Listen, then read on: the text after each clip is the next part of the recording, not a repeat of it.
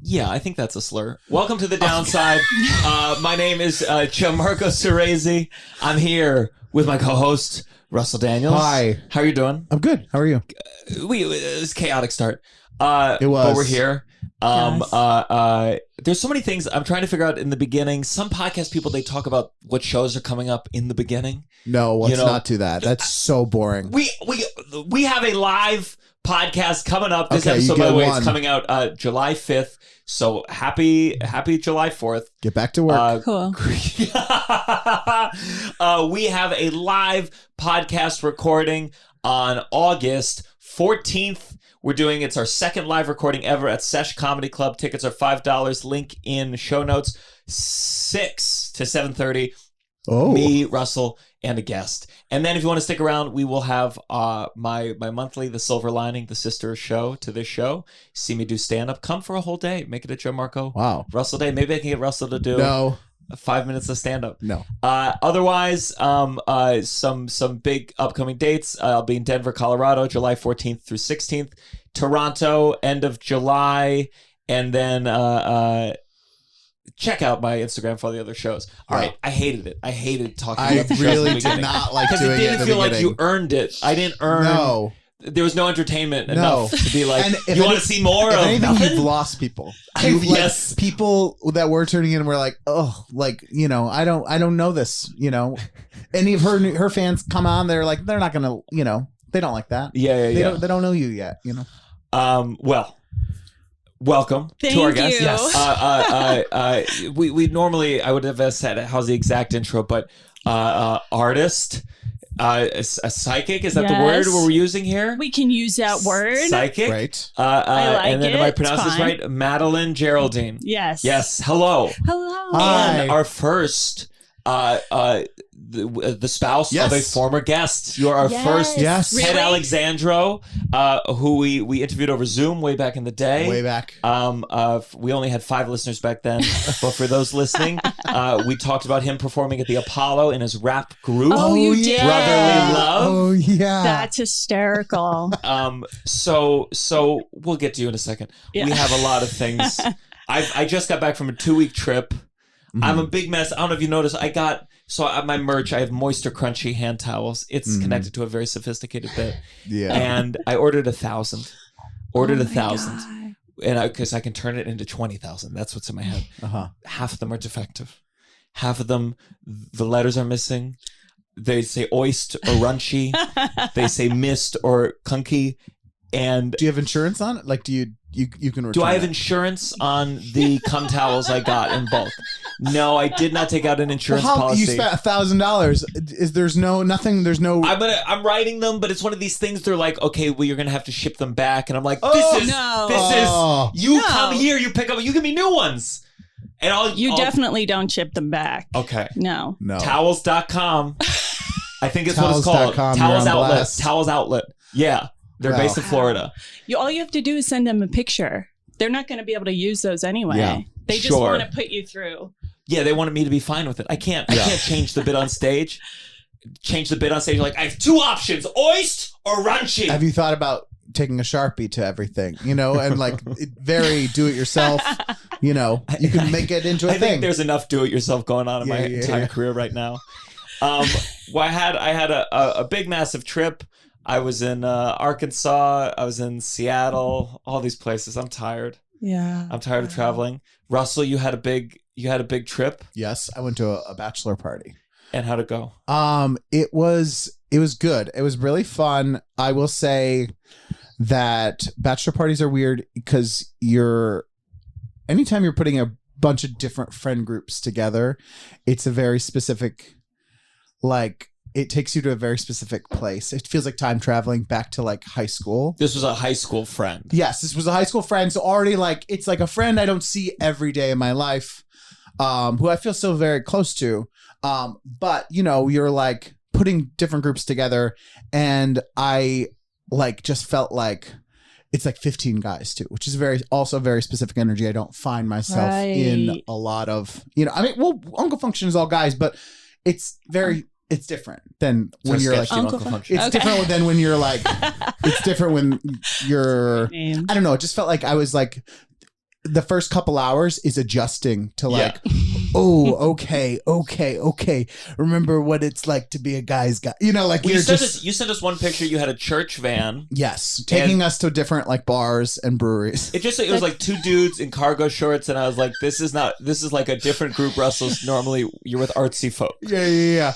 We were literally, this one guy was like the DD, and he would like drive us in this church van to like different breweries and things. The fact that you said DD so casually, I put it together, designated driver. Yeah. But the fact that you said so casually, that's a big thing. That's a different group. That's a different world. Well, yeah. I mean, you're upstate. You know, there's like so that was a big thing when I was younger too. You always had to like have the DD. Sure. You know. So it just was like I felt like it took a few hours of adjusting to be like get used to like. I really felt like I was in high school, like a loser. Like you're just like trying to like, you know, people, and also like a lot of people have kids now, and you're talking about kids, and I don't get, you know. Did they think your life was cool though? Were they like, no? Were you like bragging about? Absolutely not. You're like, you know, Marvelous Miss Maisel. No. I did a short film with one of the guys. There was a comedian on the trip who Casey like, James Salengo. Yeah. And so like he was the comedian. Do you know what I mean? Like so like. Well, you couldn't even give me the funny one. Is the funny guy. Damn. He's the funny, like he was the one that he fits right into that kind of thing. And so I had a lot of fun with him, and I ended up driving him back to the city, and we know each other, but he was like the funny one. So it just was like, I just felt like the shy one for a while until like a little later on. When couple drinks in, Real Russell came out. We got to do our drunk episode. We're planning it. Oh God. Well, anyways, sorry. Wow. I love that story though. Yeah. It is a thing in life where you feel like you are in your little bubbles of like the people as you get older, you're like who you're like comfortable with and surrounding yourself. And then sometimes you're like, it's not that it's bad. It's just that thing where you're like, oh, like I'm really out of my comfort zone. And it brings you back to like being younger and feeling like out of place in school. It's a very specific feeling. I have a weird, where I see my old middle school friends, and I think like the stand-up comedy life is cool to them. Yeah. So it's like they strike me as like, if I say, oh, tell me about your work, they're like, they get really shy. They're like, almost as if they're like, oh, you don't want to hear about any of it. And I'm like, thank you, you're right. Yeah. The sketch comedy thing is not that, like, there's no way of like talking about, like, you know, like, you still doing your shows. Sure. Are they called shows? Are they called sketch comedy's dead? It's kind of a tough. Yeah. That's like saying you do like beatnik poetry. Yeah. The one thing I want to say, I was in Seattle. There was a co-ed bathroom, like, which threw me off. I couldn't tell immediately. Someone was in the bathroom before the show, came for the show, knew me from social media. I was like, oh my God, running into each other in the bathroom. And I'm immediately very uncomfortable. She's like, we got to get a picture while we're here. And I'm like, oh God, I don't like any bathroom things. Yeah. And so she took a picture with me and her in the bathroom. Yeah. And I did not like that interaction at all. Yeah. If she listens, you frame that picture because it's never happening again. Well, thank you for being here. Thank you so much for having me. Were you able to predict that you'd be 15 minutes late? That's hilarious. Yes and no. So yeah. So, you know, I want to dive into that stuff. Let's go. But now I have to be upfront. I would say beyond skeptical. I think I'm a pretty. And I didn't come here, I wasn't born a skeptic. I went through all the phases of wanting things, wanting something, and then being burned and finding the scams. I was very much into like psychic or like people who are trying to do science experiments to prove that a random number generator would be affected by thoughts. So you're really into this, actually. I was. When was this? Look, I have Flim Flam right by what's his name? Flim Flam up there by James Randi. He's the like skeptic magician guy. When was this in your life? Love him. You love him? I mean, I think, of course I do, because it's like, it's two sides of one coin. You know, people end up on, you know, you have your perspective, but you're both very attracted to the same questions, right? Yeah. So, of course, I love him. Anybody who's questioning, you know, trying to get to the core of something, it's really... Sure.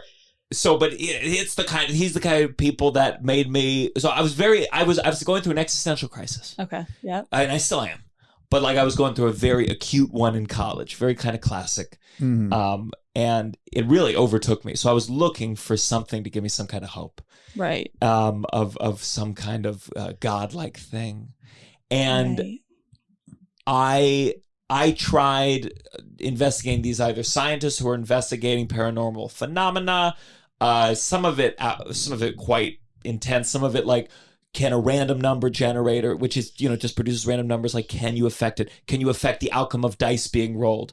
Or like out of body experiences. People would say they left their body when they were on their deathbed. So the scientific version was they would put like some kind of code on top of the lamp that you could only see from above. So it's like, well, if you actually did leave your body, you could see up here what was up there. I mean, that's a very literal thing. Right, I don't that's know. a physical eye. But that's what they're saying. They're saying I was outside of my body and I looked down and I saw it. And it's like, well, if you did see it, the physical, then you would see this number. Right. And ultimately I found many things debunkable. And then there were like grand things, like people who brought people back from the dead. There was the woman who came. She's a German psychologist who came up with the 7 stages of grieving. Is that what it is? I don't know. You know the stages: bargaining, anger, whatever. Yeah. So she was famous for that. Okay. Later in her life, she found a psychic community with this guy who was bringing dead husbands back from the dead. Now, any psychics would be like, they say, oh, what they do is they hide cheesecloth, which is you can mash down, hide it in their mouth, hide it in their anus, and then lights go out, they put it on, suddenly they're glowing. And they say that they're the husband come back from life. Now, the reason this man was busted is because when he came back as the husbands, he would sleep with all the widows. And there was an STD that started spreading throughout the entire camp. And what are we even talking about? I'm saying there's so many scams in the world. I feel like you, but like, did you seek out these people? I feel like I feel like you had one thing and then you were like, also this other person, and then you sought out the scams. Like you sought out the like things. Yeah. There's so many scammers. So of course. Yeah. No. So that one's far out. That one's extreme. And she believed him to the end. This old German woman. See, that's awful. I agree. So that's just my base as we go into it. Right. Russell, I'm at the other end. I'll believe. Wants to talk to his grandma. No, today. I don't. It scares me. This is hilarious because you guys share everything before. Like usually in a reading, like if I were to give a reading, I'm like, I don't want to know your name. I don't want to know I don't even want to look at you. Really. That's Russell's approach to guests on the podcast.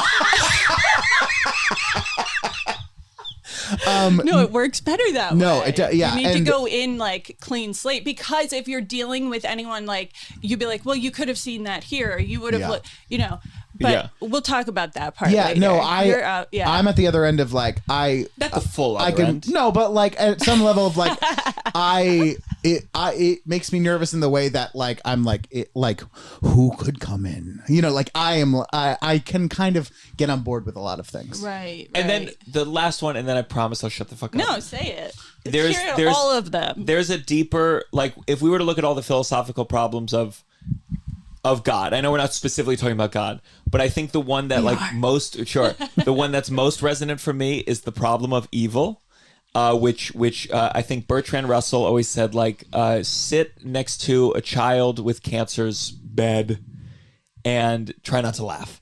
What he said is, I'm just kidding. He said, and tell me there's a God. And it was basically like, there is suffering intensely, and we also live in America where like sometimes it's like, oh well, if we can see the future, if we can see anything, maybe we should have told Ukraine, hey, heads up, some shit's about to happen. Right. So that's where I'm coming from. Yeah. I'm not here to, but I'm here. But you're here, but you invited me on, so there's this opening in you. Yeah. Yes. And so you're a really curious person anyway. So you're going to hear the other, you don't mind to hear, the perspective that's at like on the other end of where you are. Sure. So that's great. You know, that's just being that's being a real human. You know, you're not really cut off to what I would say. You're going to listen to me, right? At least. Yeah. Well, I have sound cues here. Right? I am. You know, you're a very curious person. I think that's very curious, but I do, there is certain ways where I'm like, anything tangible, I feel very close. Like, listen, my girlfriend wants me to do shrooms. My plan is, as I get closer to death, get really into psychedelics and then just believe through there. Oh my god! In all the things and let that comfort me when I die. That's really my my existential life plan. That's a great plan, because you're just at like the beginning of that college phase. I'm sorry to tell you, you went deep and you found a lot of information, and now you're going to experience things that you won't be able to negate, you know, because you're going to have that firsthand experience. And I'm telling you something that I have to just say it, and I don't really, you know, it just doesn't matter, is that mushrooms came up on the trip, and I was like, you're someone who's going to have these experiences through substance, through earthly pleasures that will help you find, help you find some kind of wonderment. Where's that hope thing that you were talking about? I want to believe in something. At some point, that desire can turn into a belief in nothing, and it's still a belief system. Sure. So that's where you're going. You want to experience something. I do. You have to have it firsthand. And this is really important. And it's happening in culture in general. Like, you don't need a guru. You don't need a medium. You don't need a priest to tell you that this is your connection, your holy connection. So you're going to find it within. And I think that when we're younger, and especially like in college or when you're going through a crisis, we do kind of have to look outside. It's really important that we read the books and we find these stories and we make up our own conclusions. And they tell me, like, that magician guy tells me his story, and I'm like along for the ride the whole way. I totally believe in him. I know what he's saying is true, which is there's a ton of scam artists. And yet I'm watching that whole thing. I'm listening to his story, but eventually I have to have my own experience for me to really come to a conclusion or even another plateau, because you're going to keep growing and you're always going to have another experience that's going to expand. That's the real hope, is that you're going to expand into a bigger version of yourself, you know? So tell me how this started. Where are you from? I'm from New Jersey. You're from New Jersey? Yeah.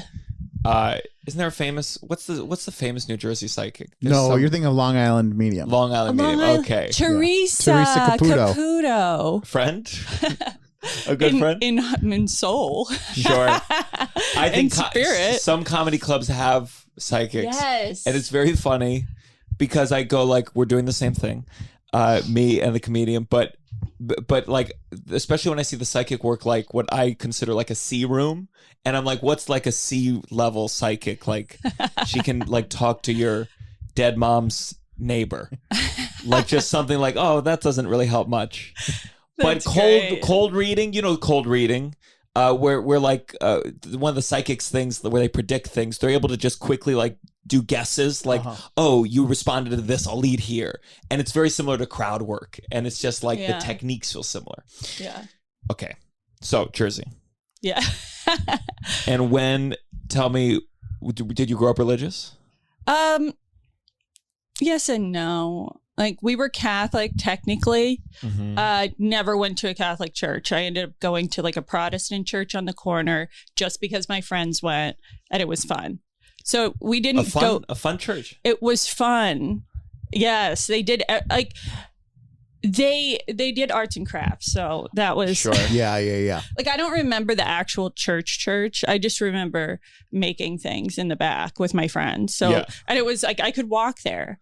And it's funny now, like, that we're even talking about it, because I'm like, I'm just kind of drawn to like some kind of like connection or some kind of talk about, things that you can't see, things that you feel.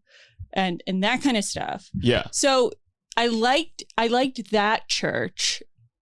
It had nothing to do with the pastors or anything. It was really like my friends and her mom, you know. Yeah.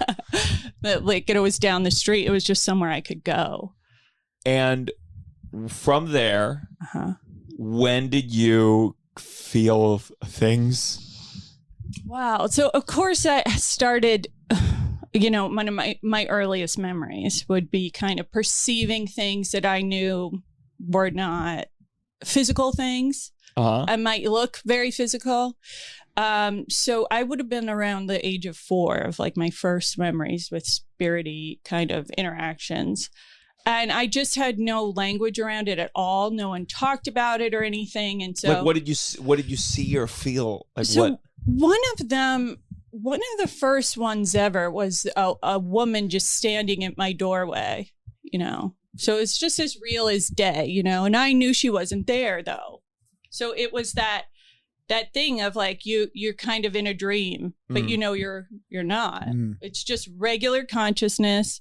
You're 4, so and that honestly it was a kind of it probably molded the rest of my life because I knew that I knew things were not I knew that everything that looked the way that it wasn't necessarily the only way. And it kind of blew my mind. And all she was doing was standing there. It wasn't necessarily like a deep feeling of love and joy or anything like that. It was just like a hello. And if she's standing there, was the feeling like that she can see you too, or she's in her, like, okay. Yeah. And are you immediately communicating this to parents, or is not there at all? Is there like a long time where you're like, this is happening, but I can't talk about it, or don't know how, or I'm so young, I maybe don't have the words to talk about it yet. Right. I don't know. Right. Yeah. I think that, no, that wasn't something that I was communicating. Like I didn't have any kind of language around it. And as far as like religion and stuff, like my mom, although she was religious or something, she wasn't talking about stuff like that very much. And so it wasn't like, it's almost, if I could try to just describe it as an analogy, it's almost like you see, like, you look out your window and you see all different types of cars go by. And then suddenly you see like one that kind of hovers over the street or something, but you're 4. Yeah. So then you're like, well, that's different. That's something. And then, you see another one here and there, but there is a knowing that comes along. Like you already know that it's not kosher. It's not what people talk about. Yeah. If you know anything about it, and that starts later on, like 6, 7, 8 years old, where you see movies or shows, or Are You Afraid of the Dark or something? Are You Afraid of the Dark? Yes. Right. Fucked me up. That was a scary show. That was so scary. There was one. It was like someone he played a pinball machine that the guy was like, don't play that pinball machine, and he played it, and then he was in the game. He was like in a video game. He completed it. He like won. Yeah. And then he finished, and then he was right back at the beginning. Oh, God. And the concept, it was basically, which I find the scariest of all the concepts, is the concept of infinity. Yeah. And he was trapped there for infinity. Yeah. And it's hell, essentially. And like something about that shook me to my core. That was my Are You Afraid of the Dark scariest episode. Yeah. That's horrifying. Did it scare you? It did, but if I think back in my childhood, what was scary, but I always watched, would be like the reruns of Unsolved Mysteries. That was very scary. I've never to seen me. that. That's the one where he's like, that's the guy who talks with the beard. Robert Stack. Yeah. And I was drawn to the more the paranormal ones, and but like it was one of those things where I felt like people would always say this. I don't know if this is true. People would be like, if you're open to it, blah blah blah, and I'd always think I'm not open to it, but I also thought maybe I am. So that's my whole life has been.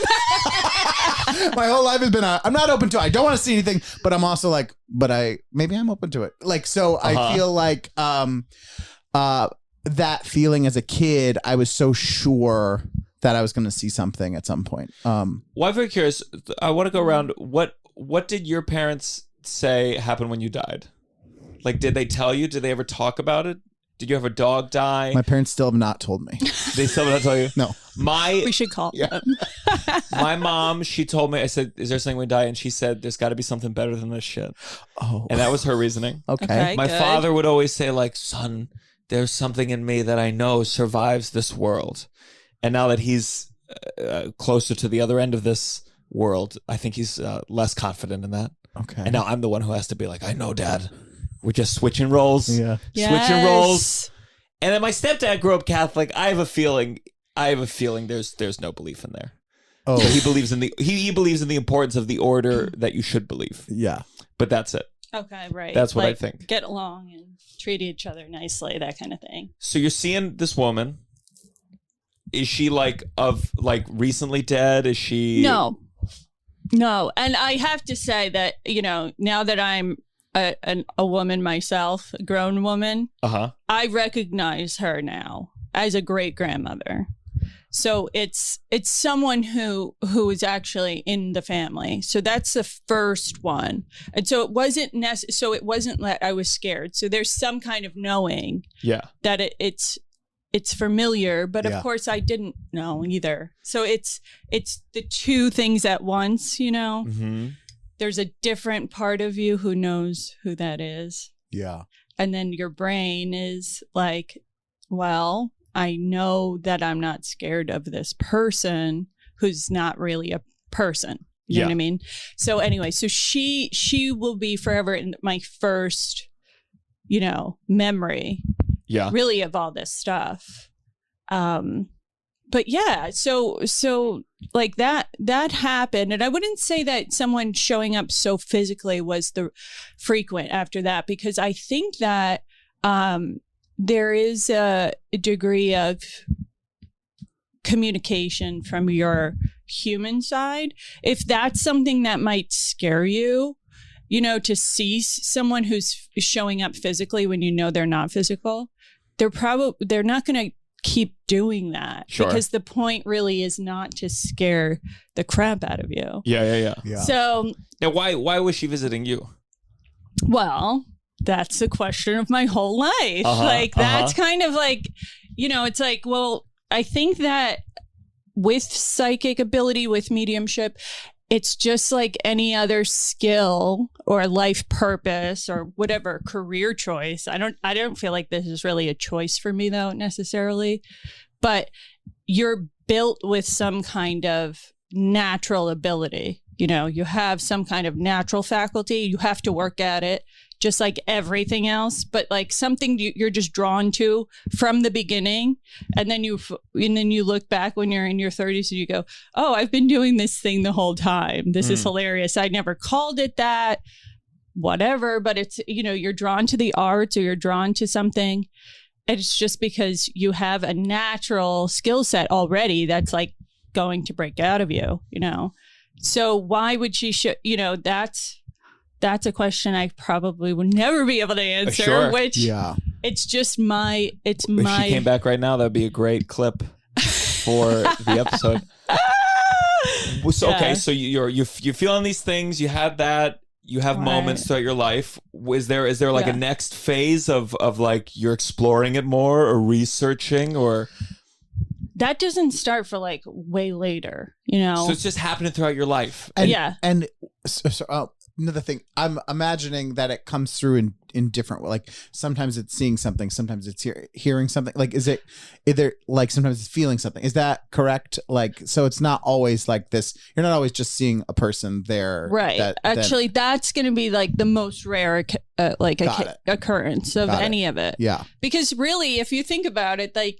That's not the most efficient way for spirit or for you to communicate. Yeah. Because it's not like they're just walk in the room and sit down and talk plain English like that. Mm-hmm. It's not like that really. So it's way more efficient to communicate through other faculties.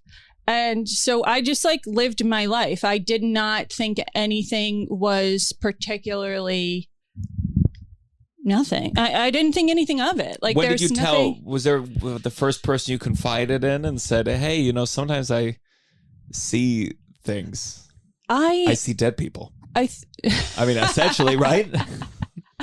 the Bruce Willis moment. Yeah, I know. No, I did not. No. There is so few people, I think, to really talk to. Yeah.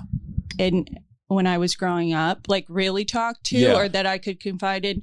No offense to my lovely mom, and I'm the youngest of 5, but no, it would never have come up. No. I mean, I feel like on some level you must know, like, if a young kid starts talking about that sort of thing, I imagine a lot of people are like, they could be concerned and be like, do we need to get doctors involved? Like, do you know what I mean? Like, so on some level you're like, it's better, I can't. I can't talk to people about it. If I'm your kid, and you're a parent, and this is real life. Just what? Okay, a dad. Yeah, I saw an old lady at my door, but she wasn't alive. Yeah, right.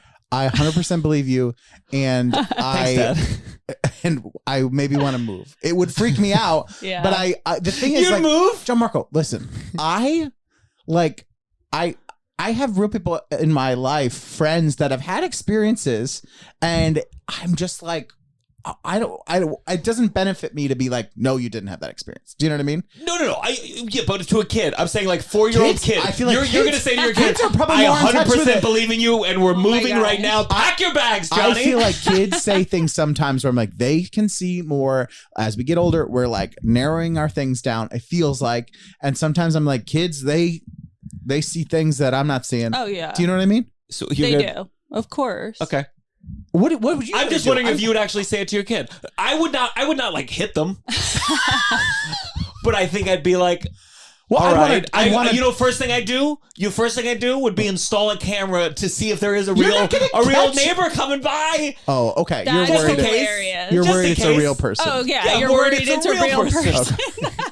I'm comforted if it's an old lady, but if you said there's an old man, and he told me he's not there, so nothing he does really counts. Can I tell you a quick story? This is someone that we know, and I'll tell you after who it is. But they had this wild experience where they lived in this home for their entire life, and basically the parents, she had so long since not lived in the house, but the parents were like, we're selling your childhood home, if you want to come, blah, blah, blah.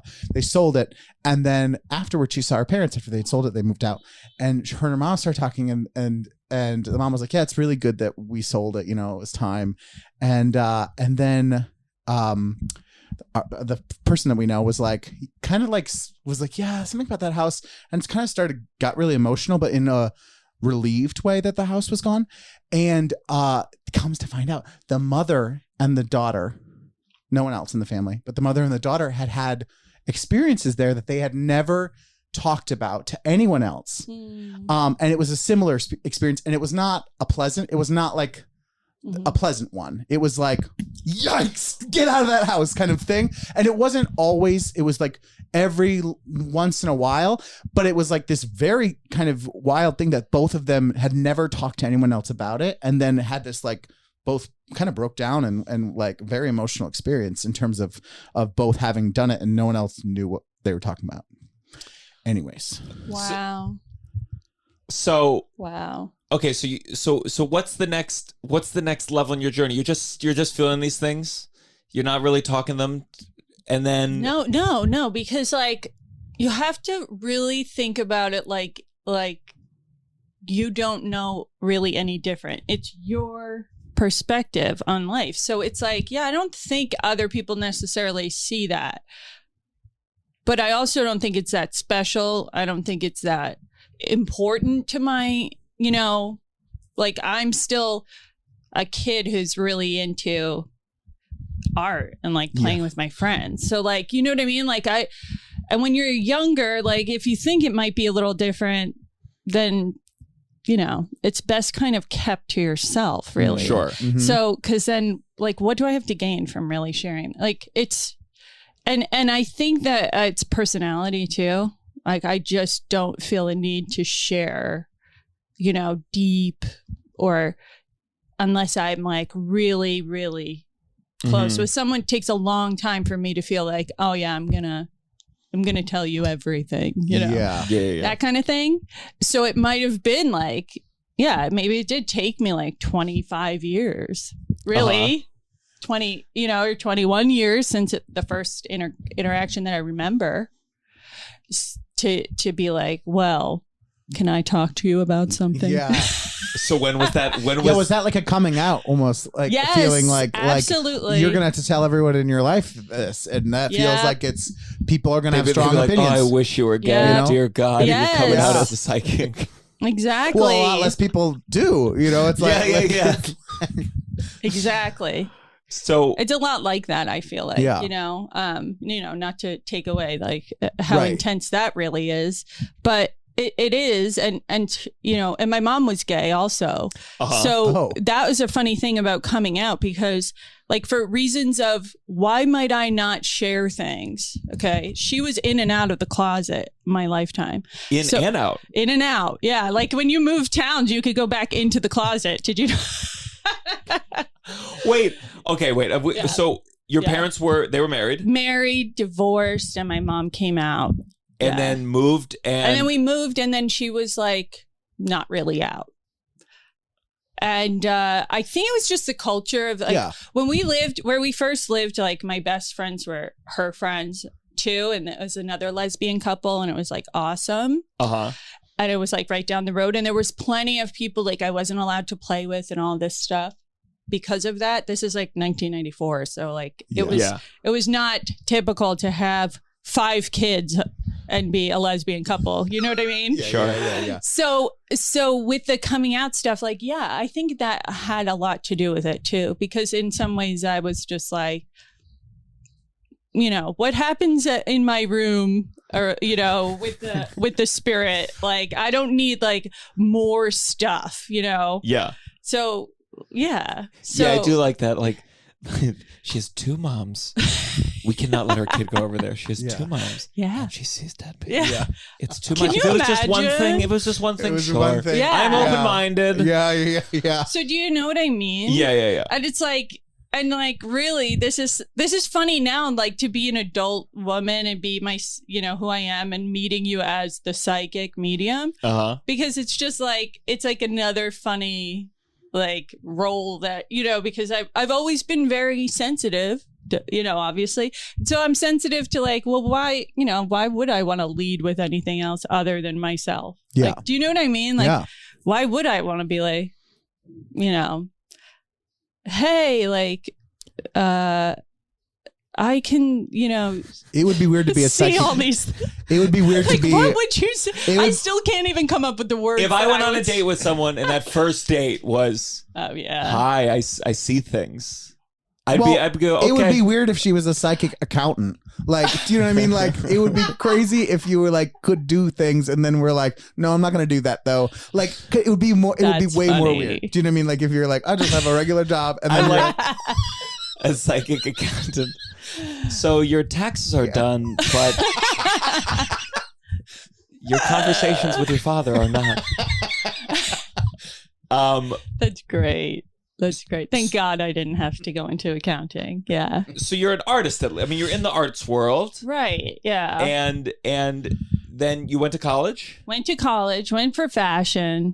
So like, I've had a lot of different, I don't know what interests. And like from the get-go, because I had like a very kind of unstable upbringing, I knew like I needed to make money. So immediately I was like, all right, I'll do fashion then. I like compromised from the get-go. Yeah. Because I really just wanted to make art and just be in touch with whatever, like create whatever I felt like whenever I wanted. And, I didn't really, but I did have like a good enough like business side to me that I was like, all right, I have to like survive.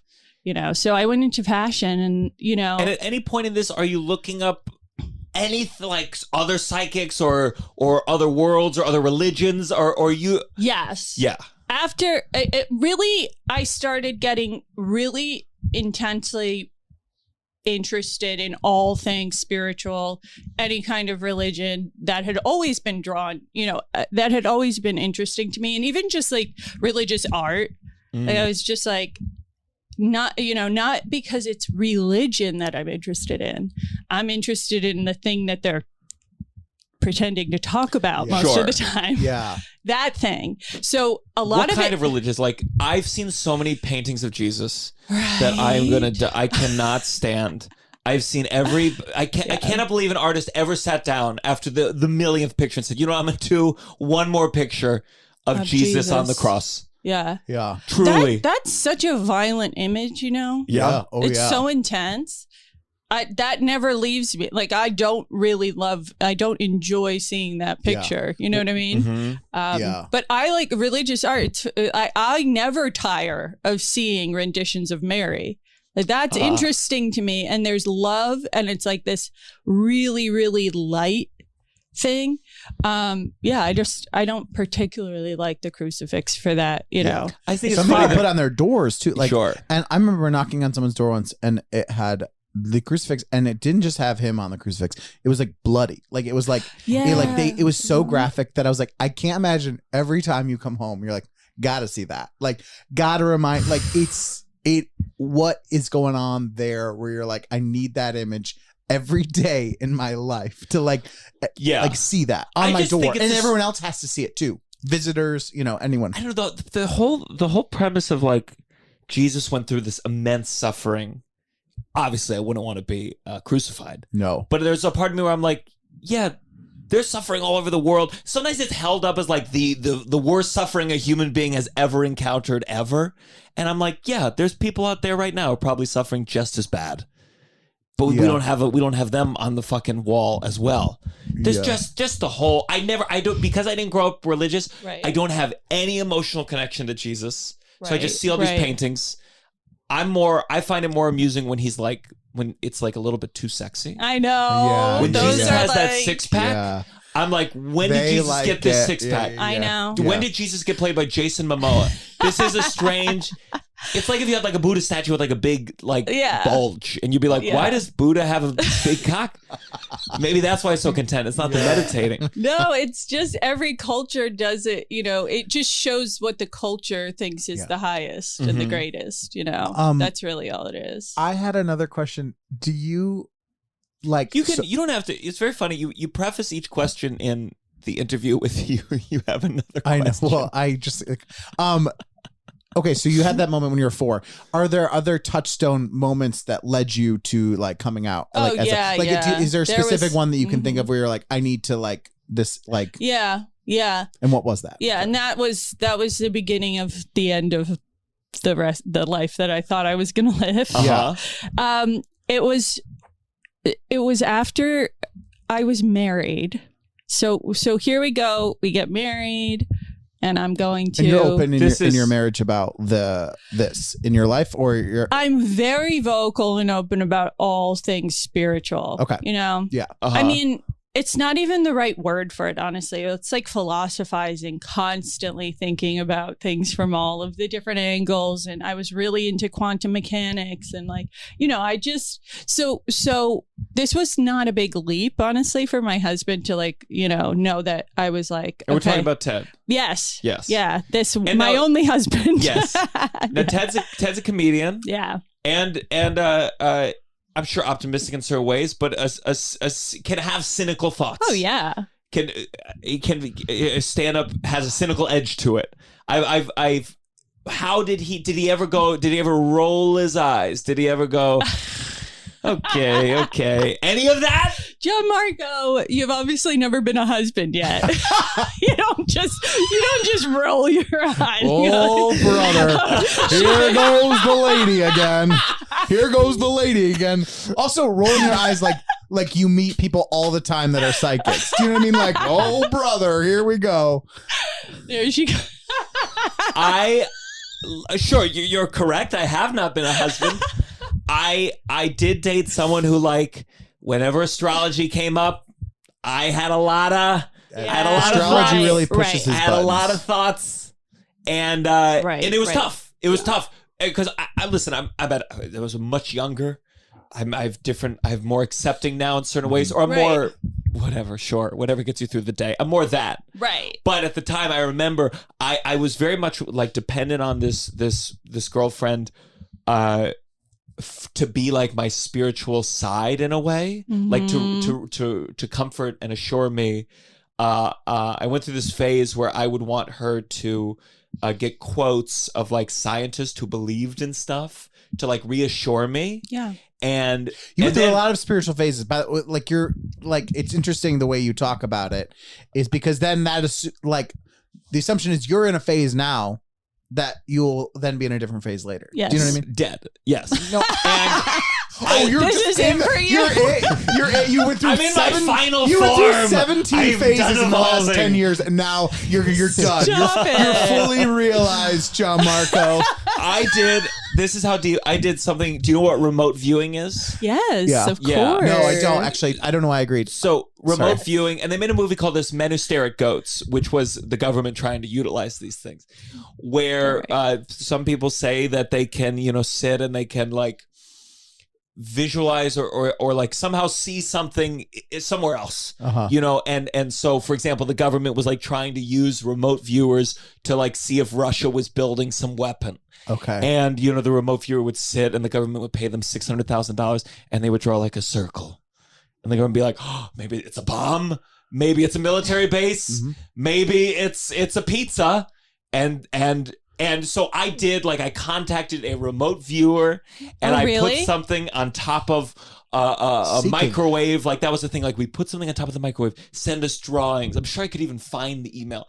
And, the remote viewer sent us a drawing of like an oval and then a square and then a smaller oval. And I was like, oh my God. It was a flute. I put a recorder on top of the microphone. I was like, ooh, one of those shapes kind of was like this.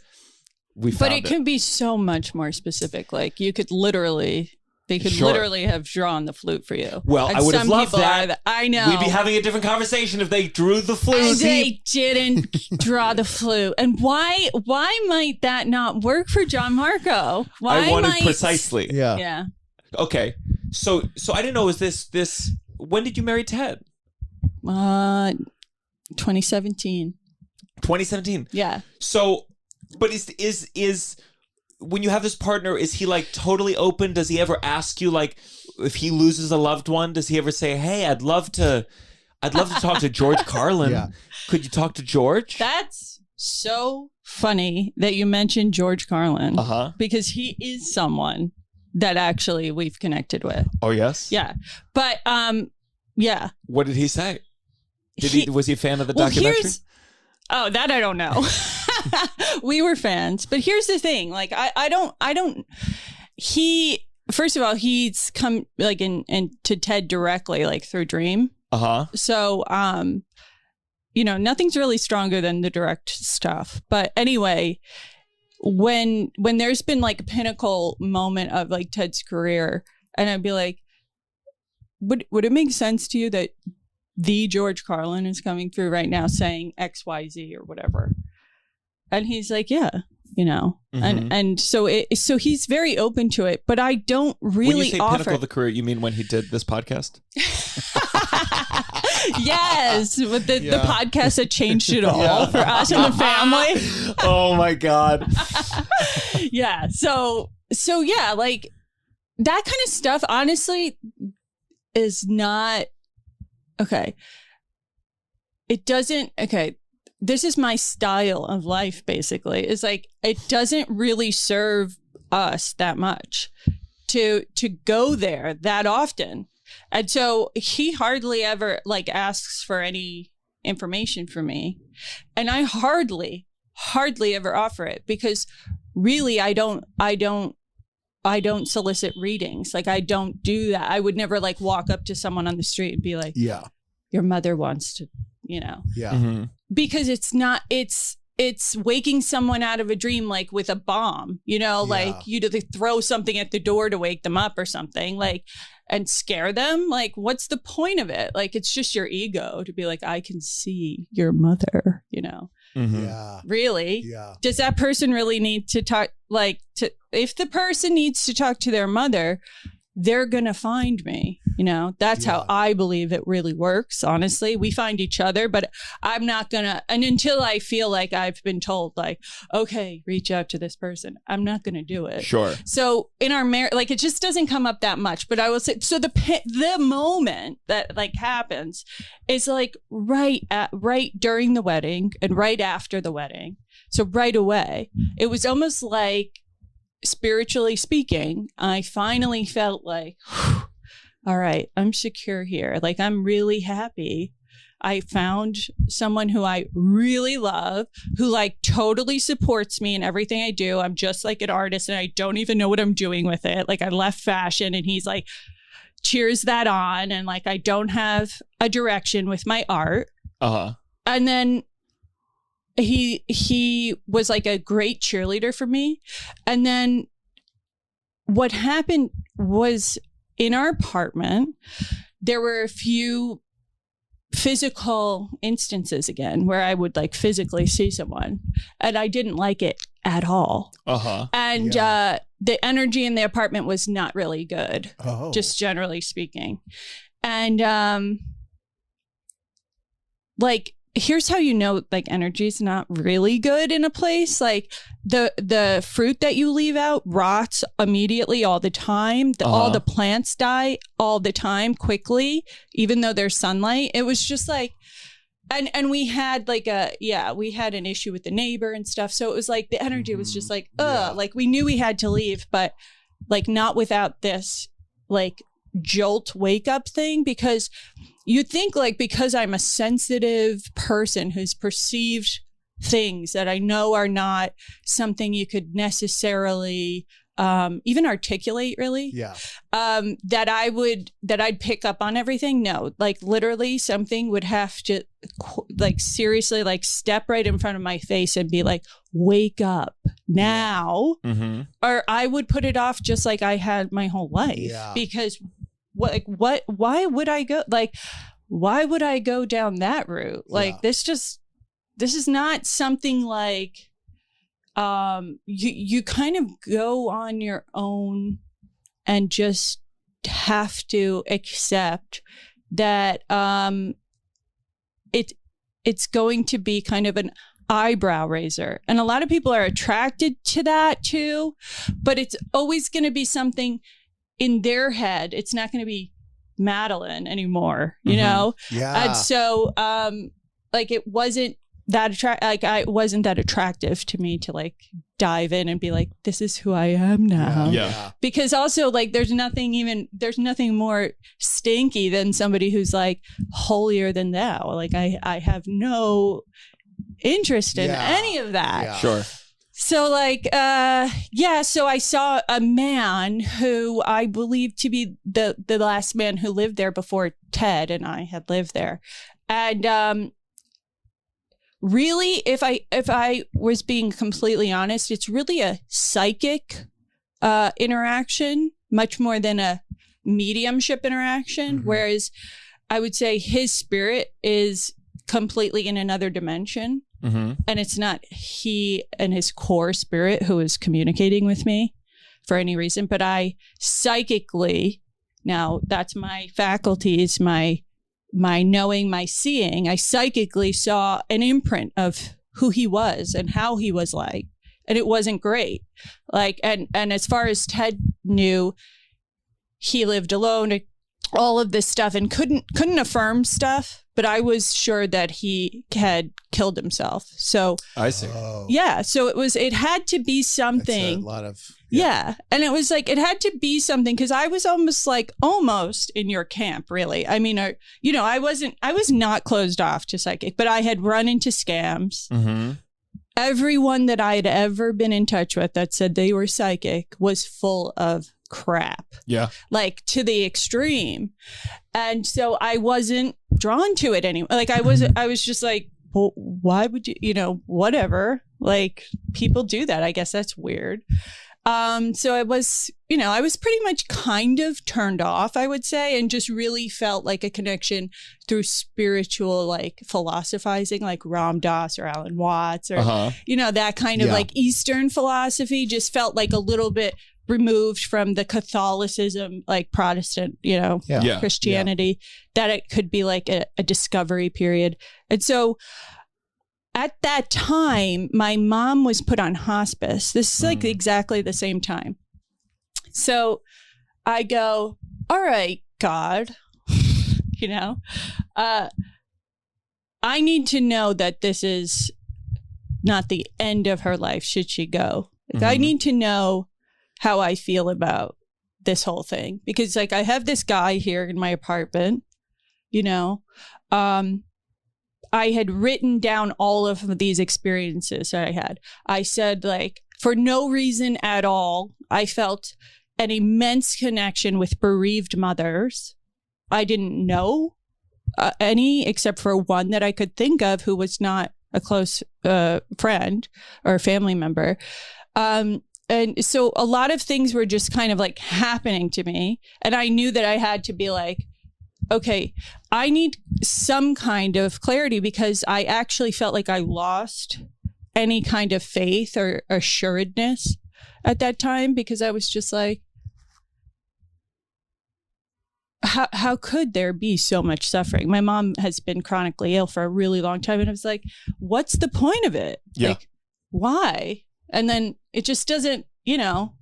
So this is like the most universal, I think, human experience, where you finally go like, well, what is this really all about? And you only can really do that when you face this suffering, or you're facing death or catastrophe in like a really big way. And I don't know if I really described that this was like kind of a moment, because my mom had been like slowly dying for a long time, it felt like. Yeah. And then she was finally on hospice, and I was like, I don't even know what I think about this, like what I feel. And I felt so sad. And then that's when everything switched on 100% on. And so it had to be for me that I was physically seeing orbs of light. And except now, instead of being like with that guy in the apartment and the heavy psychic energy, where he was like a little bit scary, honestly. And I hate to always like share that as like, that was my, opening, because you don't want to scare other people, but it is the reality. It was scary actually, because I didn't like his energy. Like I don't like that vibe at all. Yeah. But it was the one that woke me up. And so it's like just everything else, whatever's painful in your life, it's not like you like it, but it does kind of make you grow and ask the right questions and then get some answers. Yeah. But it was very much a singular, experience. I didn't know anyone in this field. I didn't know anyone who like even liked this stuff, honestly. And then I saw the orbs, and it was like, all right, let me try to communicate with you. Like I knew I had to get some kind of connection, right? And my dreams started becoming like literal messages.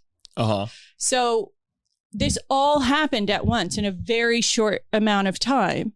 And so it was like absolutely impossible to ignore. I mean, I couldn't have ignored it at all. And and I had like the best partner, in Ted, because I wouldn't say he's cynical. I mean, he's skeptical, and I'm like that too. I'm skeptical too. He's got like, he questions the power systems for sure. Oh yeah. The people in charge. Yeah. It's a very George Carlin-esque point of view. Thank you. I think so. But okay, so all right, let me just two. So I have two questions. There's a lot of. I have three. So whenever I hear about dead people, yes, and spirits and whatnot, or I think just specifically America. I think about all the Native Americans who probably lived on this land that we are currently at, that suffered immensely as their land was taken. And I go, shouldn't all the spirits be them? Shouldn't there's so many people who have died. More people have died than are currently alive. So wouldn't it be just flooded with lots of miserable people just walking around like fuck, they're doing a podcast on where I raised my home, and like there's so many why recent people? Why is it recent people in the last 100 years? Shouldn't it be people 2,000 years ago? Shouldn't it be animals? Shouldn't it be people even like not fully genetically like way back before Homo sapiens that suffered immensely, whose spirits are around? It's always kind of like people, Homo sapiens, number one, but like it's within the last couple, whatever. Right. Is there an expiration date to their visiting being around here? Like, wouldn't it be just flooded with dead people? Well, here's the thing that's hilarious. Huge question. I think it's a legit It's a question. great question. Yeah. It's a great question because if you zoom out, you have to say, really, who's it for? Do you really feel like the reading is for that spirit person, that person who's already passed on to another realm, or is it for you to help you here in this matrix that's so hard to live in and so much suffering and confusion? So who's going to come to you? If they're from 5,000 years ago, you are going to be like, you're talking like a bunch of crap to me. Like, do you know what I mean? Sure. So it has to be your grandfather. Like, he has to come to you for you, For some your reason. heart and what you're dealing with. Because he's moved on, really. Yeah. I mean, I hate to put it that way for people here, but your people have moved on. Immediately they go. Like and leaving the body is like and not while you're alive. Like when you really leave the body, when you really pass on, it's like the biggest celebration. It's the biggest freedom for that person, no matter how much they love people on earth, because this is a really, really challenging place to live for spirit. So like there would be it really wouldn't be that helpful for like the regular person to hear from someone who was like a caveman. You know what I mean? Sure. It has to be like who comes through as like the greatest helper for you at that time. Okay, Yeah. Wow. So there are people, of course, who feel that they communicate with animals who've passed and all this, you know, people from all different planets and things like that. But really, like, I don't know how helpful it is to the average group of people. So I don't, will I go there one day? Maybe, I don't know. Sure. But like, it really doesn't, it has to work for Earth. It has to work for down to Earth. It has to work for that person who's coming. Yeah. So another thing about spirit seems to be is that eventually you kind of really merge into the oneness eventually, if you want. Yeah. You don't have to.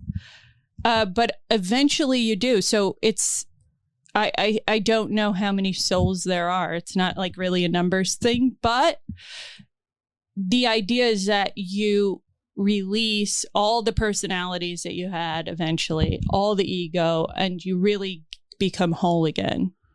That'll be good for you. Yeah. I think that'd be good for you. Now, you don't want to die. Famously, Russell has said, and unfortunately, this is my burden to bear. If he should die before me, is I have to go up there and say, Russell would want you all to know He wanted to be here longer. Did not want to die. That is my job at the funeral, to let everyone know, like, he That really, is this is the last thing he would have wanted. That is So- Wait, I have my I have two favorite, questions. Russell. Two quick questions. One, do you have people in your life that you're like, they want to like kind of use your ability too much? Like, do you have like people that I imagine, maybe not close people, because I'm, but I imagine like it's like some people that you meet want to treat it like a party trick, like where if they know, it's like, okay, you know what I mean? Like, does that happen to you? And then the other one, unrelated, do you ever walk into someone's house and you're like, this is a haunted house, like this energy, like, but you can't tell them because that'd be like scary and rude. But do you ever walk into someone's house and you're like, whoa, the energy here is chaotic, and just have that experience? Well, let me go to that question first. Yes, but That you posed 2 questions. They're wildly different, not related. Sorry. I didn't want to forget them. I feel like I could talk about this for hours. Sorry. Me too. Yeah. Are you comforted by it? I am, and I'm not in the way of like, I don't know. I feel like I'm not ever sure of anything. So I'm like, I am comforted on some level. On other levels, I'm scared to see ghosts and to die. Like, so Stephen King, he famously said something about that anything with a ghost in it, like even if it's like a scary movie or whatever, that it's comforting because it implies that there's something after death. And I understood what he meant by that. Yeah. Even though I think you could also say there's plenty of horrors one could imagine, hence hell, and things like that. Like it's comforting. I always said like, the belief like, I think there's something, and it's like, well, something can be quite bad. Yeah, there's something under the bed. Right. There's something on my dick. There's like bad somethings. Yeah. They're not all great somethings. Yeah. Okay. Okay. So friends exploiting you for lottery numbers, and also Bitcoin prices. Yeah, don't worry. We'll remember it. I will remember the second question. This is hilarious. But like, can I also just interject and say I've never like read after having a long conversation which people share so much of their themselves first. And it's just like, so this was like a really cool experience because I'm like, I feel like that you both would really enjoy the readings, that you would really enjoy connecting on that level because it's not you saying it, it's me saying it, but I wouldn't have any, basically I just mirror a lot of the things that you feel and think, but then there's a deeper intelligence and wisdom inside of you that comes through that also. So it kind of does, it could comfort some of part of you. You know what I mean? Yeah. And so that's what's really cool about it. That's what I like. But anyway, like people exploiting, there might have been like a one or two here and there. But I keep it such a very, very close, small circle. Yeah. And I've lost a few people, Sure. Of course, and I like love them regardless. But it's like not everybody's going to go with you everywhere you go, especially if it's going to be something like this, you know? Yeah. But yeah, I don't think anybody who knows me would think that I would, perform for them. Do you know what I mean? Yes. Yeah. Like, so I was lucky enough that and I think this is why it had to happen at that time in my life. It's like, I already like kind of established confidence in myself and my life. And, so if I was 18 and doing it, it would have been a different story. Yeah. You know what I mean? That's true. Yeah. Like I had good people around me already. Yes. So that was nice. Wait, are we doing a reading now? Do you want one? Yeah. Do you have time? We do. Yeah. How long is a reading? Well, we can do any amount of time, really. I mean, sure. I think a little reading. A little reading. Is it both of us at the same time? Is it one at a time? No, one at a time. Okay. You go first. Okay. No, you go first. Why? You go first. Okay. Okay. So this is how a reading normally goes. Okay. You wouldn't have said all of the stuff about right? Yeah. But actually, it'd be very funny if you just quoted back things that wouldn't he had already said. Wouldn't it be great? Oh my god! I see. You just came back from a bachelor party. Oh my! Where you felt like a loser. That is such a great scene for a movie, though. That's hilarious. So basically, what happens is, I just kind of take a moment and I connect. Right, I get in touch with this other. Right, we're talking about like this inside of you. You have it inside, this wisdom. So I have to be in touch with mine to help get in touch with yours. So I just like take a moment and then I just ask everyone to just like take a deep breath and so that I can just build up that power too with my own self. And I just kind of dial back my own personality, my own ego, whatever. And then that kind of just steps aside for a second. And then I know I'm going to connect with you, Russell. Okay. So first I connect with you. So if I need to, I'll move to spirit side, if something comes through. So I just ask you to, be at a regular conversational kind of level, right? Okay. So when I connect with you, Russell, we're starting off with psychic, soul to soul. And the first thing I get here right now, that is the most important thing, is this depth in my heart where, there's a deep sadness that comes up in my heart space that just needs to be acknowledged right now. And why I'm saying that is because it does feel like I'm missing. I feel like I've been through a very, how do I put this? I do feel like I'm missing a close connection. And I do feel like I have a sad longing. And I know we talked about this, but I do have a spiritual thirst and a spiritual hunger for this connection. And I want to say, and would you understand that? And let me just hear your voice. Do you understand what I'm saying at all? I think so. Okay, that's fine. And so when I reach out, I feel like I feel like I would reach towards the woman in my life, like mother and grandmother, to tell me that it's going to be all right, to tell me how the world works, to tell me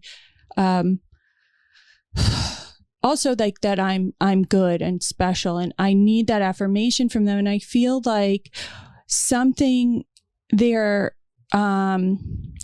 where I'm missing that now, where I would have had that then when I was younger, and now I'm missing that now. And I still look outside for it, and I look around for it. I need that. And I do think that I feel that connection because I believe that, a woman would have it better. A woman has the intuition or wisdom or something, and she has to be like mother to me. Or do you understand why this is coming up? Yeah. Okay. I do. I don't know how much to say but I do. You get it. It makes a lot of sense. It makes sense. Okay. Yeah. So that's good. So now I know that I'm connected with you, right? Because we have something here, and it's the essential thing that I need to recognize, right? So I do feel that, just understand mom's passed on to spirit side of life. Mom's mom. Yeah. Grandma. Yeah. So she comes in here close, and she comes right up to your cheek here.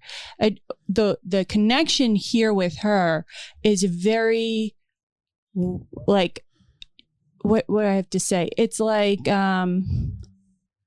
you understand, like she wants to go like rub your cheek like that. It's very affectionate. Like she did this to you because it's like, you have to see yourself through her eyes.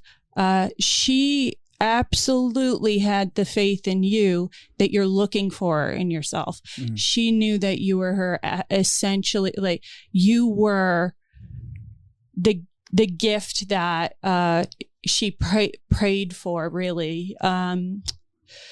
I just feel like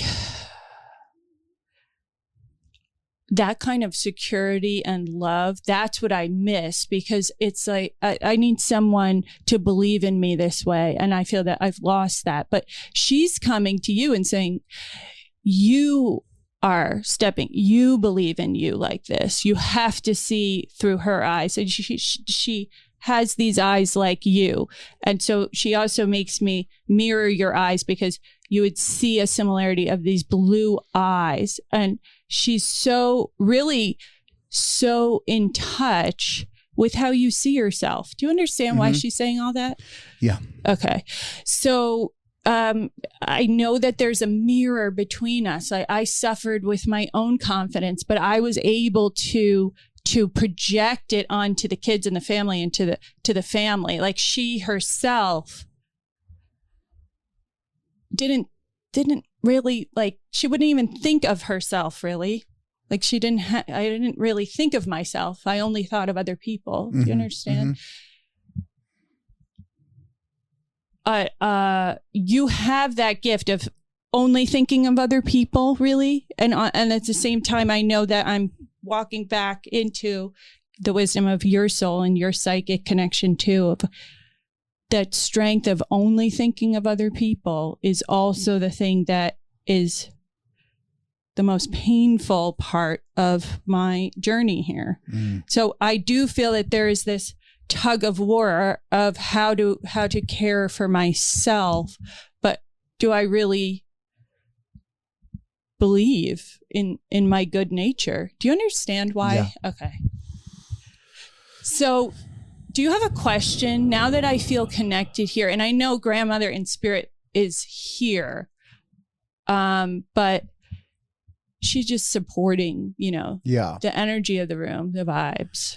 Yeah. Okay. I don't know if I have a question. I'll be honest, when I heard you were coming, that was in my mind. I had someone in mind that like I still feel the most connected to, and it's her. Okay. So it's not surprising to me. It was like a deep, like I remember being a little kid and feeling like an adult when I talked to her. Like I felt like she saw me more than others did for large periods of my life. So I'm not surprised that it's her coming through. I don't have specific questions for her. But I'm obviously forever grateful and still connected to her, I feel. Yeah. But if she has anything to offer. Yeah, no, if you have a question about like anything, like it could be anything about your life, and it's not even her, you just support the energy here. Yeah. But if you did, but you don't have to have one, that's okay too. Because it's like really personal to do on a pod. Yeah. Pod. Wow. This episode is brought to you by Manscaped. Is your bush down there a little bit too large right now? Manscaped, that helps you out. All right. Well, now I feel like I got to go my go round. I'm trying to be this. Are you doing okay? You good? Yeah, I know. It's just. Is it? Yeah. Yeah. But you have to, and it's a very deep love connection. It's a love, soul to soul love. It's, so yeah, nothing to fear about it. No. Right? No. We should have her on the pod. We did. You're right. We'll get a picture after. That'd be great. Can you imagine if we took our picture for the cover and there was like, oh my God. Okay. All right. I'm going to try to put down my cynicism. I was an actor and there was a lot of this. It wasn't spiritual per se, but there was a lot of like very, very antithetical to my whole brand for the podcast. But here we go. Sorry. Is it really? That's sorry. funny. I had one more thing just connected in my head. I literally this week was just talking about feeling like a failure in terms of maintaining certain relationships and feeling like I'm not doing a very good job of it right now. And I feel like for a long time I did prioritize that sort of thing. And so I am in this weird thing where I'm like, anyways, that rang true for me in terms of, I was just talking about this week to my wife about like the thing of like feeling like I'm not doing a good job of being a friend to a lot of friends right now. And, and feeling like I don't know how that changed or what happened. But I feel like I used to prioritize it so much more. And so anyways, that resonated. Right. And the confidence. Talking about the struggle of like, taking care of others and Right. And your confidence tied to that, your confidence, you find your confidence tied to not through those relationship anymore. So you are kind of having to find it, affirmation from within. Yeah.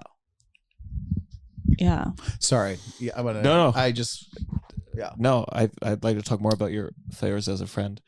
No, you've been very sweet. Especially in the last couple of days. I feel like now that I heard that, I'm like, oh, that's you've been a very kind and generous. I've been trying. I've been feeling. I've noticed. Yeah. Okay.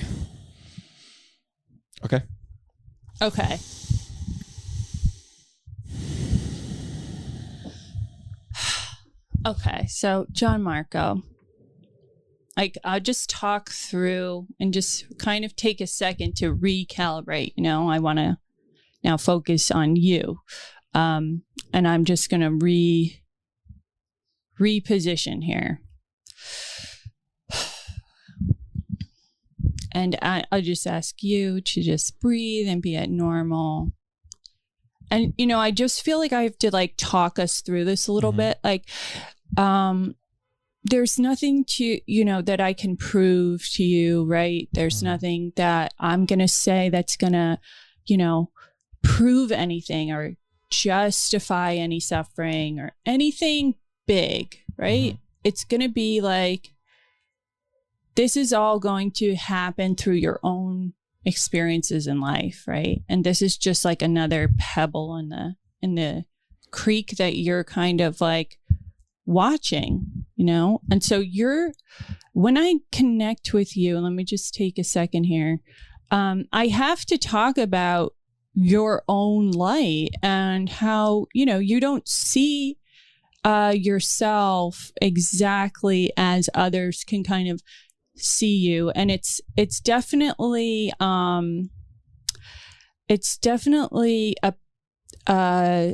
paradoxical kind of a situation where you're really beaming with positivity and light and beauty, and so people are very going to be attracted to that. You don't necessarily recognize, and I want to say I haven't really harnessed all of that light power from my inner self yet, actually, but you don't really recognize it. And so when you do say things like, I'm cynical, it is funny. It's funny because it's not really how you come across. You're very welcoming. You're very open. Okay. So this is the true you.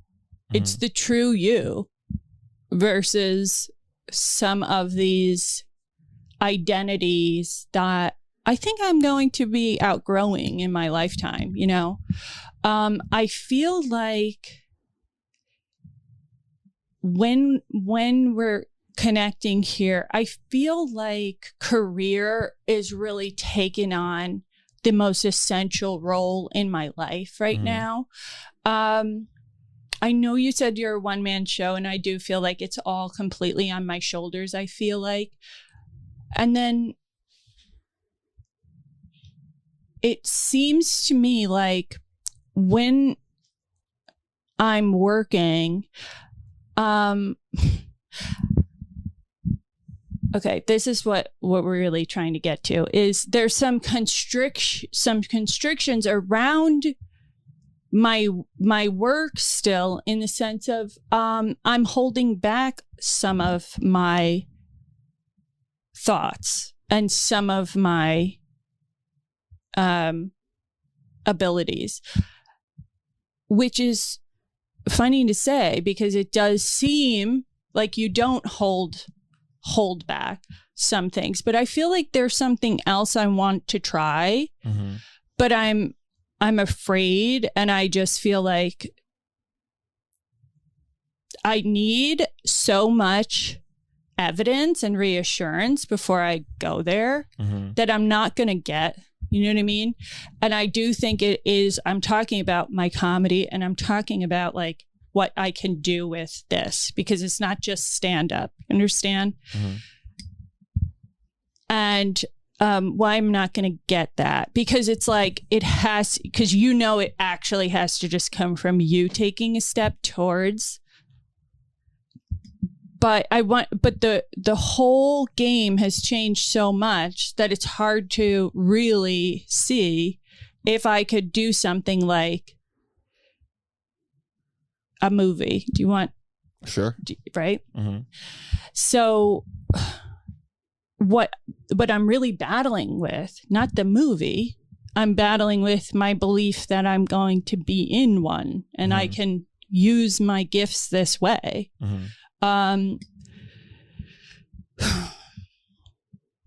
So then I feel like because of that, I have to like fill up my schedule. You know, that's like my number one thing. I have to like fill up my schedule. But I think there's a part of you that knows like there's something else that I really want a little bit even more than touring, comedy, stand up. Do you understand that? Yeah. Okay. And I know that I am more than capable of doing it, but it's just, I can't see how that would work. And I'm a little bit jaded about the industry in itself, which is normal. Sure. Yeah. Let me just see here what else I'm doing here. And I have to go back, you know, I have to go back to why is this dynamic happening? And I know that in childhood, there's this, I have to make everything right. And I have to, the family is moved apart, right? And in my head, I feel like I want to make everything clean with clear edges, and I need to have a structure that I don't have. And so I kind of make it my life's work to find the patterns and like clean things up, right? Okay, I want, and I know that we talked about this, but I want some really clear-cut answers for how life should be, how it's supposed to go, like, okay? And so as I grow, I don't really realize that that's what I'm doing, but I'm trying to make situations feel like that how they should be. And I'm really having to advocate for myself, like how you're supposed to be treating me. Do you understand that? To everyone, basically? Yeah. So a lot of it was like a fight.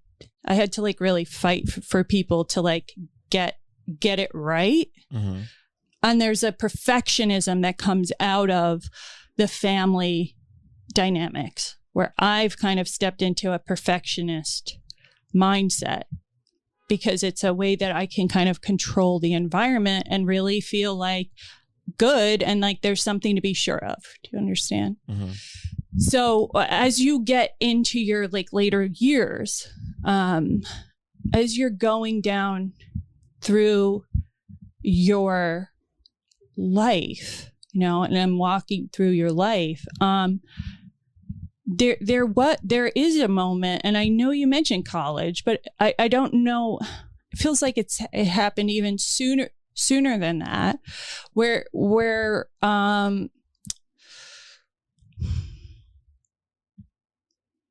there's a dark period of time where I'm kind of really fumbling, where I've completely all the things that I was trying to be and do, okay, in order to make a perfect world, really, for myself.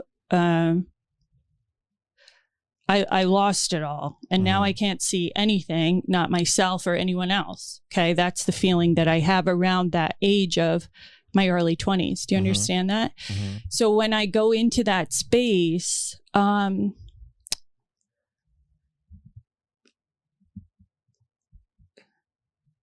you feel very much alone there, and from spirit's side, you know, from the wisdom that I'm seeing in you, you're communicating with the true you. There's a dialogue that really starts to happen at that time. You know, it's not that your brain was turned off, because it was constantly going, you know, and this was a time where the person who you think you're talking to in your own head is actually your soul's wisdom starts coming through in between some of these thoughts of deep, deep confusion. You understand? Mm-hmm. So I want to say that this was a very important suffering that I go through. And it was destructive too, in a way. You feel like I wasn't able to really, I wasn't able to function. Do you understand it being that like Sure. strong? Mm-hmm. Okay. And it was really all in my head area. You understand that? And why I have to bring that up now, right?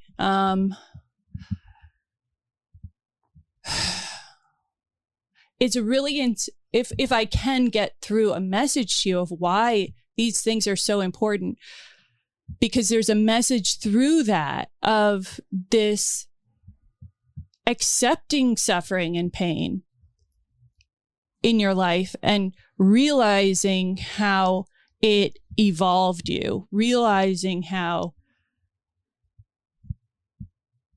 it's there. It has to be there. An acceptance of the suffering and the darkness, so that I don't look at everything as being so wrong. Because I do feel like I struggle with that. Like things are very right and wrong. And this is coming from my earliest. Mm-hmm. Okay. And it's an important time to accept the things that have been wrong, so that you can be free to like really believe that the things that are coming for you, like that's possible. I do feel that I have spirit also step in for you, because it's also a familial connection. This is something that I feel there's a man in spirit who comes through, but there's also you've lost a younger man in spirit also. So I feel that there's like a young man coming with an older man. First, I'm going with this older man who just feels like he kind of takes a little bit of responsibility for the lineage of, it feels like the, what I want to call like anger and,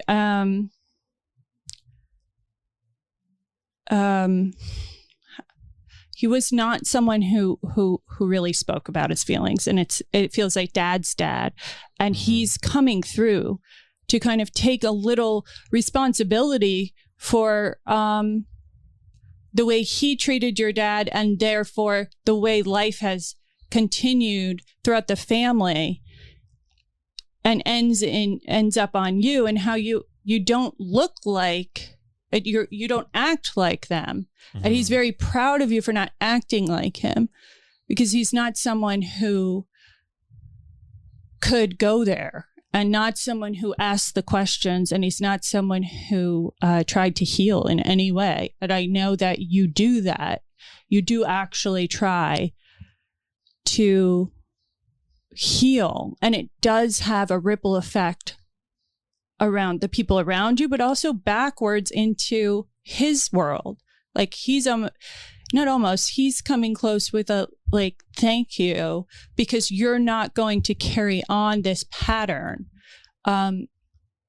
throughout your life. And it's almost like he comes in and says, like, in his life, that he would have been just really aggressive, and also like lost in at times in substance, and just taking it all out on his partner and his family. Do you understand that? Okay. So he knows that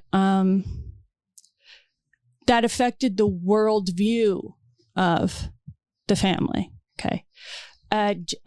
he really wants to come in and say, like, the scar on your heart that really kind of goes back generations, you know?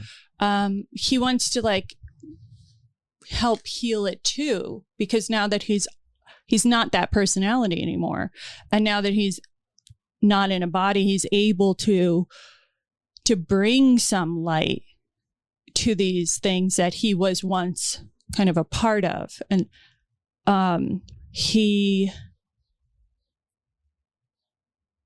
is really proud of you, you know, and it's not for the career stuff, you know, and I think that that's really important to see your life from the way that you are acting in the world, through your heart, through your light. And let me just see how we can...